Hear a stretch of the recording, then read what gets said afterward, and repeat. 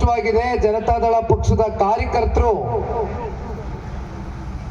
ಕ್ಷೇತ್ರವನ್ನ ಬಲಿಷ್ಠವಾಗಿ ಕಟ್ಟವೆ ಮುಂದಿನ ದಿನಗಳಲ್ಲಿ ಅಂತಕ್ಕಂಥ ಆತ್ಮಸ್ಥೈರ್ಯವನ್ನ ತುಂಬುವ ಮೂಲಕ ಇವತ್ತಿನ ಈ ಒಂದು ಸಭೆಯನ್ನ ಅತ್ಯಂತ ಆತ್ಮೀಯವಾಗಿ ವಿಶ್ವಾಸದಿಂದ ಅಭಿಮಾನದಿಂದ ತಾವೇನು ಬರಮಾಡ್ಕೊಂಡಿದ್ದೀರಿ. ನಿಮ್ಮೆಲ್ಲರಿಗೂ ಕೂಡ ಹೃದಯ ತುಂಬಿದ ಅಭಿನಂದನೆಗಳನ್ನು ಧನ್ಯವಾದಗಳನ್ನ ಸಲ್ಲಿಸ್ಲಿಕ್ಕೆ ಬಯಸ್ತೇನೆ. ವೇದಿಕೆ ಮೇಲೆ ಕೋಲಾರ ಜಿಲ್ಲೆಯ ಬಹುತೇಕ ಎಲ್ಲ ನಮ್ಮ ಶಾಸಕ ಮಿತ್ರರು, ಸಂಸದರು, ವಿಧಾನ ಪರಿಷತ್ನ ಸದಸ್ಯರು, ಮಾಜಿ ವಿಧಾನ ಪರಿಷತ್ನ ಸದಸ್ಯರು ಹಾಗೂ ಇಲ್ಲಿ ಕೂತಿರ್ತಕ್ಕಂಥ ವೇದಿಕೆ ಮೇಲೆ ಎಲ್ಲ ಜನತಾದಳ ಪಕ್ಷವನ್ನ ಕಟ್ಟಿರ್ತಕ್ಕಂಥ ಪ್ರಮುಖ ಮುಖಂಡರುಗಳು, ಜೊತೆಯಲ್ಲಿ ಕಳೆದ ಸಾರ್ವತ್ರಿಕ ವಿಧಾನಸಭಾ ಚುನಾವಣೆಯ ಸಂದರ್ಭದಲ್ಲಿ ಕೋಲಾರ ತಾಲೂಕಿನಿಂದ ಜನತಾದಳ ಪಕ್ಷದ ಅಭ್ಯರ್ಥಿಗಳಾಗಿ ಸ್ಪರ್ಧೆ ಮಾಡಿರ್ತಕ್ಕಂಥ ಶ್ರೀನಾಥ್ ಅವರು ಈ ಕಾರ್ಯಕ್ರಮದ ನೇತೃತ್ವವನ್ನು ವಹಿಸಿದ್ದಾರೆ. ಇವತ್ತಿನ ಕಾರ್ಯಕ್ರಮದ ಬಹುಶಃ ಕೇಂದ್ರ ಬಿಂದುಗಳಾಗಿ ವೇದಿಕೆ ಮುಂಭಾಗದಲ್ಲಿ ಕೂತಿರ್ತಕ್ಕಂಥ ಎಲ್ಲ ನನ್ನ ಮಾಧ್ಯಮದ ಮಿತ್ರರಿಗೆ ಇನ್ನೂ 4 ದಿನಗಳ ಕಾಲ ಜಿಲ್ಲೆನಲ್ಲಿ ಮತ್ತೆ ರಾಜ್ಯದಲ್ಲಿ ದೊಡ್ಡ ಮಟ್ಟದ ಸುದ್ದಿಯನ್ನ ಪ್ರಸಾರವನ್ನ ಮಾಡ್ತಕ್ಕಂಥದ್ದಕ್ಕೆ ಹಲವಾರು ವಿಚಾರಗಳು ಇವತ್ತು ಸಮೃದ್ಧಿ ಮಂಜು ಅವರು ನಿಮ್ಮ ಮುಂದೆ ಪ್ರಸ್ತಾವನೆ ಮಾಡಿದ್ದಾರೆ. ಸಮೃದ್ಧಿ ಮಂಜು ಅವ್ರನ್ನ ನಾನು ನಿನ್ನೆ ಮೊನ್ನೆಯಿಂದ ನೋಡ್ತಾ ಇರ್ತಕ್ಕಂಥದ್ದಲ್ಲ. ನನ್ನ ಅವರ ಸ್ನೇಹ ಸಂಬಂಧ ಬಹಳ ದೀರ್ಘಕಾಲದ ಸಂಬಂಧ. ಕಳೆದ ವಿಧಾನಸಭಾ ಚುನಾವಣೆ ಸಂದರ್ಭದಲ್ಲಿ ಕೊನೆಯ ಹಂತದಲ್ಲಿ ಬಂದು ಚುನಾವಣೆಗೆ ನಿಂತು ದೊಡ್ಡ ಮಟ್ಟದ ಜನರ ಆಶೀರ್ವಾದ ಅವ್ರ ಪರವಾಗಿ ಇದ್ರೂ ಕೂಡ ಆ ಚುನಾವಣೆಯಲ್ಲಿ ಪರಾಜಿತಗೊಂಡ ನಂತರ ಛಲವನ್ನ ಬಿಡದಿರ ಹೋರಾಟದ ಮೂಲಕ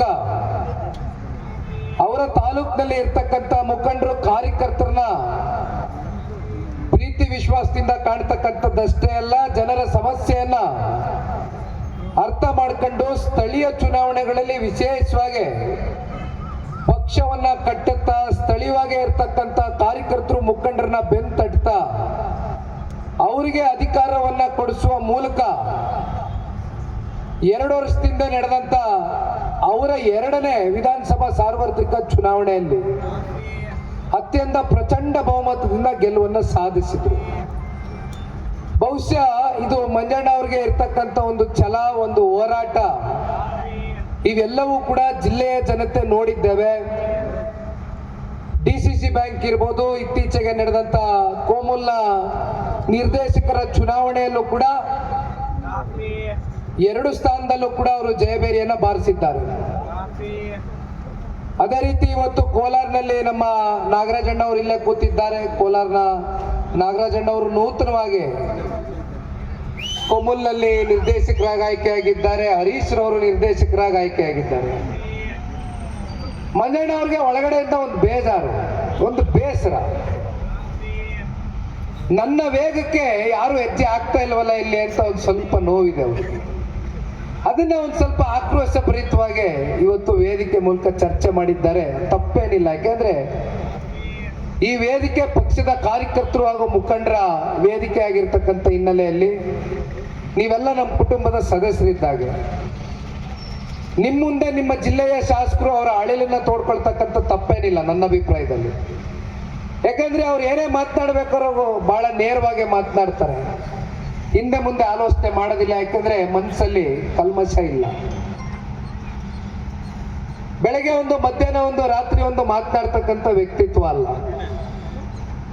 ಹಾಗಾಗಿ ಮಂಜಣ್ಣ ಅವರು ಇವತ್ತು ಕೆಲವೊಂದಷ್ಟು ವಿಚಾರಗಳು ನೇರವಾಗಿ ಪ್ರಸ್ತಾವನೆಯನ್ನ ಇಟ್ಟಿದ್ದಾರೆ.